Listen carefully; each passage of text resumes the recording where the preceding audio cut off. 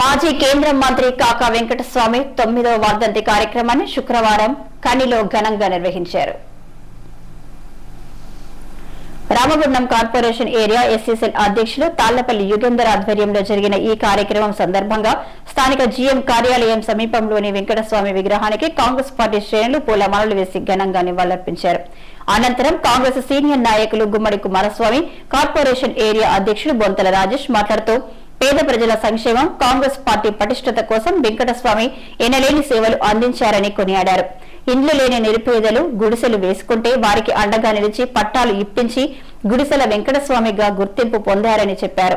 సింగరేణి సంస్థను బీఐఎఫ్ఆర్ బారి నుండి కాపాడడంలో కాక ప్రధాన భూమికను పోషించారని తెలిపారు. ప్రత్యేక తెలంగాణ రాష్ట్ర ఏర్పాటులో కూడా వెంకటస్వామి కృషి మరవలేనిదని చెప్పుకొచ్చారు.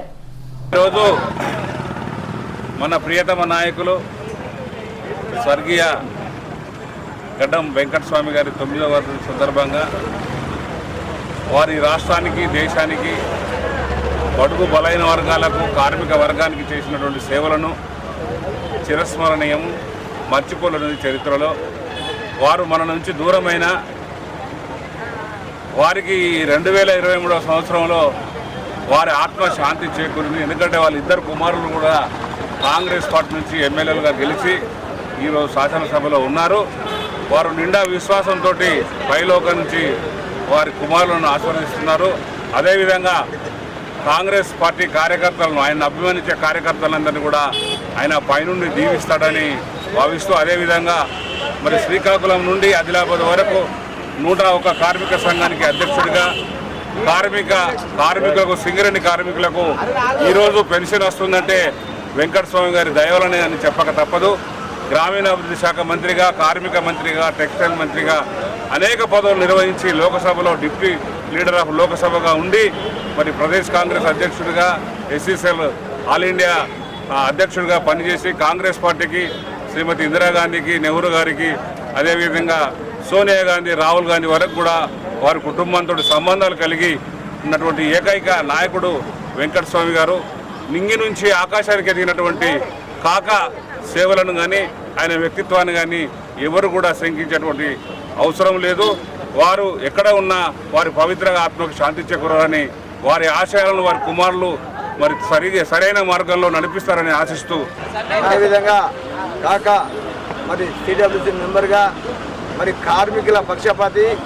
ఎప్పుడైతే ఈరోజు కార్మికులు ఇంత మంచిగా బ్రతుకుతుందంటే కేవలం కాక పెట్టిన కేంద్రంతో మాట్లాడి కొట్లాడి కార్మికుల క్షేమం కోసం చేసిన పని అని చెప్పి మనం ఎప్పుడు కూడా చెప్పుకోవచ్చు, కార్మికులు కూడా చెప్పుకుంటారు.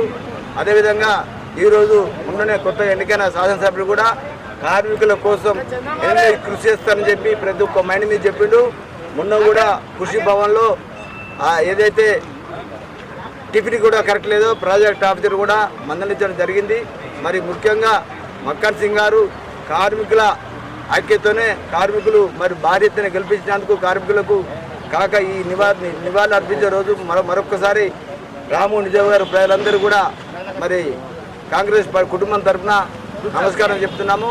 మరి ఖచ్చితంగా ఏదైతే శాసనసభ్యుడు మక్కన్ సింగ్ గారు ఏదైతే హామీ ఇచ్చిండో హామీలు ఖచ్చితంగా నెరవేరుతట్టు మరి కార్మికులు ఏం భయపడద్దు, వాళ్ళ సొంత కళ ఏదైతే ఉన్నదో మరి రాహుల్ గాంధీ చెప్పిండ్రో ఆ రాహుల్ గాంధీ చెప్పిన ఇన్కమ్ ట్యాక్స్ కూడా ఖచ్చితంగా కేంద్రంలో గవర్నమెంట్ రాగానే మొదటి ఫైల్ మీద సంతకం చేపించే బాధ్యత మా కాంగ్రెస్ పార్టీది, మా రేవంత్ రెడ్డిది, మా ప్రియత నాయకులు శ్రీధర్ బాబు గారిది, ఇక్కడున్న మా శాసనసభ్యుడు అని చెప్తున్నాను. మాజీ కేంద్ర మంత్రివర్యులు గడ్డం వెంకటస్వామి గారి వర్ధంతి కార్యక్రమానికి కాంగ్రెస్ పార్టీ దాని అనుబంధ సంఘాల నాయకులు అందరం కలిసి ఘనంగా నివాళులర్పించడం జరిగింది.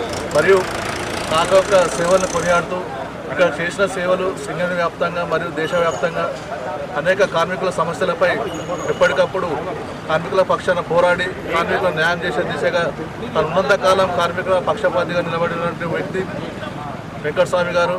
మరి ప్రాంతానికి వన్న తెచ్చినటువంటి నాయకుడు. అదేవిధంగా కాంగ్రెస్ పార్టీ సిడబ్ల్యూసీ మెంబర్గా, కేంద్ర మంత్రివర్యులుగా, పిసిసి ప్రెసిడెంట్గా అనేక పదవులు నిర్వహించి నిరుపేద కుటుంబాలకు కూడా తన వంతు సాయంగా హైదరాబాద్ పరిశ్రమ ప్రాంతంలో గుడిసెలు లేపించిన ఘనత ఓన్లీ వెంకటస్వామికే దక్కింది. మరి ఆయన ఆశయ సాధన కోసం ప్రతి ఒక్క కాంగ్రెస్ కార్యకర్తలు ముందుండి ఆయన ఆశయ సాధన కోసం కృషి చేయాలని మనస్ఫూర్తిగా కోరుకుంటూ ఈ కార్యక్రమంలో నాయకులు ఆసిఫ్ పాషా, ముస్తఫా, తిప్పారపు శ్రీనివాస్, మల్లికార్జున్, శేఖర్, వీరబోయిన రవి యాదవ్, బొమ్మక రాజేష్, సింహాచలం, కౌటం సతీష్, కంకనాల రాజు, బండోజు సాయి కుమార్, దుర్గా, కంకనాల మోనిక, జ్యోతి, వసంత తదితరులు పాల్గొన్నారు.